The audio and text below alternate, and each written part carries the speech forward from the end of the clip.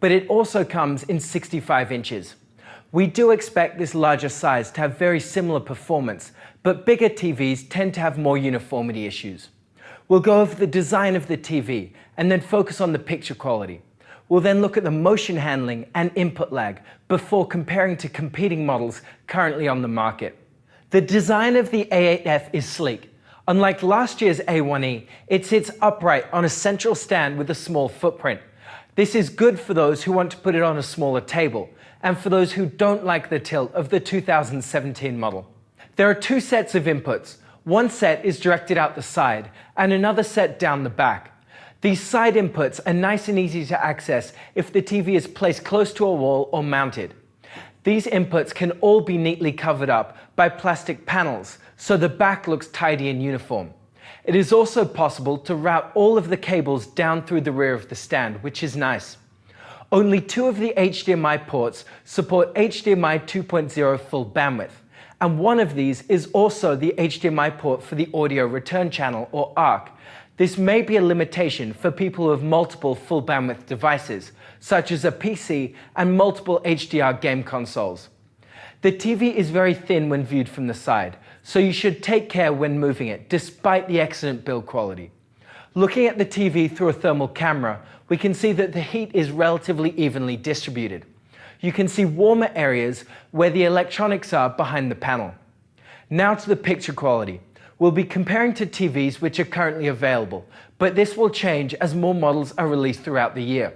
For an updated comparison with new models as we buy and test them, see the review page on our website, which is linked below. Like other OLEDs, the Sony A8F can produce perfectly deep blacks, as it can turn off each pixel completely. This results in deep and detailed dark scenes. Unlike LCD TVs, the A8F and other OLED TVs don't require local dimming. Blooming in this video is a result of reflections in the glass or in the lens of our camera. This results in an excellent darkroom performance. For those who have a wide room and sometimes watch the TV from an angle, the A8F is a great choice. When viewed at an angle, the brightness doesn't change much and the image remains mostly accurate. This is much better than TVs with VA panels, such as the Sony X900F and Samsung Q9FN. The TV is excellent at dealing with reflections. It has a glossy finish, so reflections do remain defined rather than smeared, but their intensity is reduced significantly. Like many other TVs with excellent reflection handling, this does result in a purple tint though, which some people don't like. It is especially visible when the TV is off. The A8F can produce bright highlights in our HDR reel scene at about 640 nits. Looking at the distribution of brightness results, we can see that only a few TVs can get brighter with this scene. Other small areas like the 2% and 10% window can also get bright. However, full screen brightness is a different story. An automatic brightness limiter, or ABL, restricts the TV from drawing too much power, which causes the screen brightness to change depending on the content.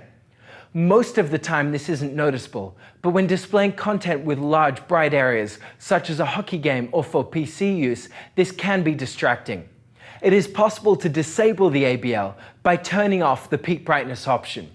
This prevents the change in brightness, but results in a fairly dim image at about 110 nits across the whole screen. For those who want a bright TV to overcome glare, then a bright LED TV may be worth it. The 50% gray uniformity is excellent. This is generally the case for OLED TVs, which fare better than LCD models.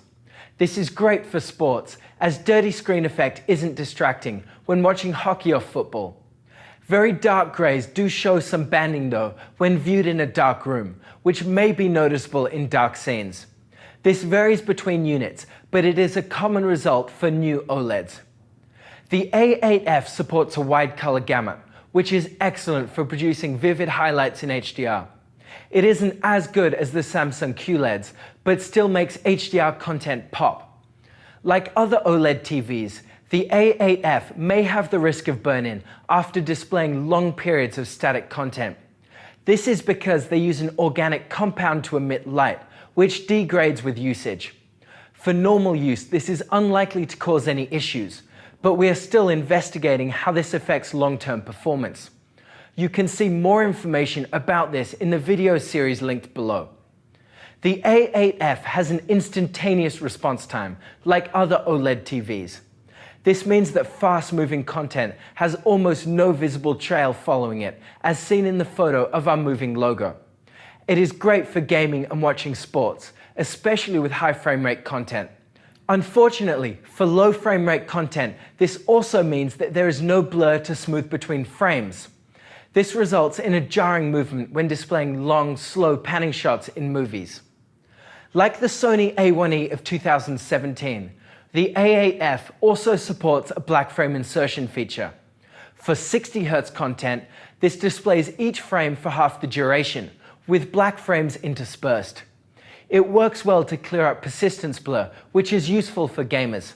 This increased clarity isn't without downsides though, as those sensitive to flicker may find it distracting, and it reduces the screen brightness significantly.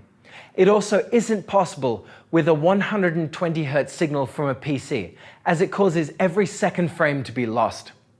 The input lag of the A8F is good, but varies depending on the resolution of the source. 4K content has a lower input lag than 1080p, which is the same result we've found on other Sony TVs that have the X1 Extreme processor.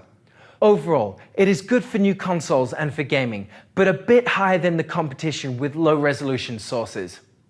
The A8F runs a version of Android TV, which is customized by Sony.